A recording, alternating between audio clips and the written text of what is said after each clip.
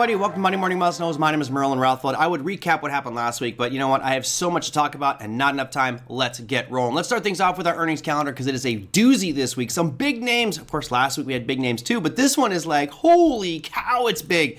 Start things off on Monday. 1,002 companies reporting this week. On Monday, we have Welltower, Cadence Design Systems, and Nucor Steel. On Tuesday, you've got Visa, Procter & Gamble, United Health, Starbucks, Merck, Boeing, and Spotify.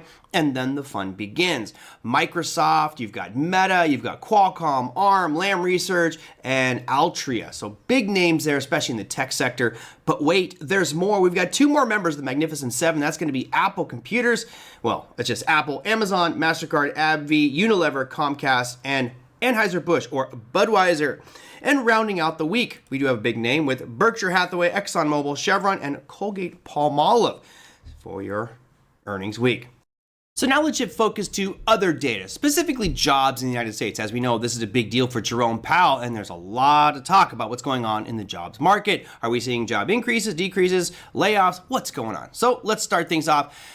Early in the week with the JOLTS job openings, that's going to be on Tuesday at 10 a.m. Eastern Time. We shift over to Wednesday, which is the biggest day of the week, honestly. ADP non-farm employment change at 8:15 a.m. Moving on to Thursday, unemployment claims at 8:30 a.m. And then the big daddies, the unemployment rate and non-farm employment change happening Friday at 8:30 a.m. Eastern Time. Right now, unemployment is expected to jump up from 4.1 to 4.2%. Not that good to see an increase in that unemployment rate. Of course, that puts more pressure on Jerome Powell, and we'll see if that feud continues. But wait, we'll talk about Jerome Powell here in just a second. Why?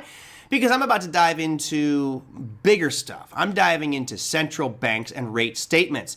We'll start things off with our neighbors to the north. The 51st state, Canada, no rate change expected. 2.75% is where they're at right now. Expected to stay there. That will be Wednesday, 9:45 a.m. Eastern Time. And then the big daddy, the United States. Jerome Powell will be making his statement. 4.5% is where we're at. I believe we'll stay there as well. That's Wednesday at 2 p.m. But remember, it's not just that. It's the press conference that happens 30 minutes after that. That's the super big deal. And we got one more. That's the Bank of Japan. Their rates are expected to stay the same as every other one this week at 0.5%. That's Wednesday as well. So that's a tentative announcement, but bottom line is we got a lot of central banks talking this week and could create some havoc for our markets. So be careful if you're a Forex trader, whatever currency it is you decide to trade. Now we'll continue on with the economic data for the United States. We're going to growth. That's right, the advanced GDP number. This is the first reading of GDP. That's going to happen Wednesday at 8:30 a.m. Eastern Time. So again, a loaded Wednesday. And as you can see right now, the previous number was negative 0.3. Not a good sign. What we don't want to see is two consecutive quarters of negative GDP.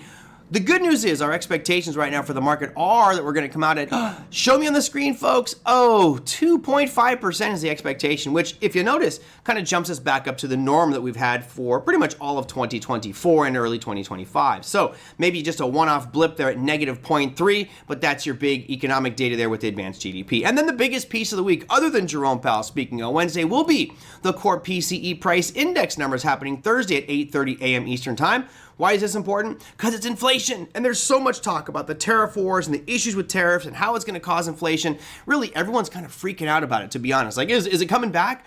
I, for one, kind of in that camp of I feel inflation's going to tick up just a little bit, but nothing dramatic like we saw a couple years back when we were at 10 or 11%. So what are the expectations? Well, let me show you. As you can see on the screen right now, it says 0.2. Well, analysts are expecting this to jump to 0.3. Now, that's a little bit concerning because you notice the last 3 months have gone from 0 to 0.1 to 0.2, and now we're expecting 0.3. So stair-stepping up.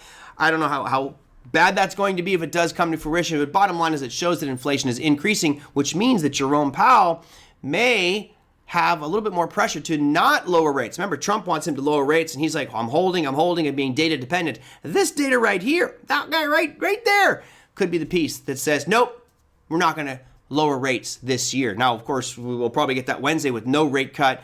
The next meeting in September, and right now there's a 25% basis cut priced in for September. We'll see if that shifts based off some of this data. That, my friends, is your Monday Morning Must Knows. We'll see you next week.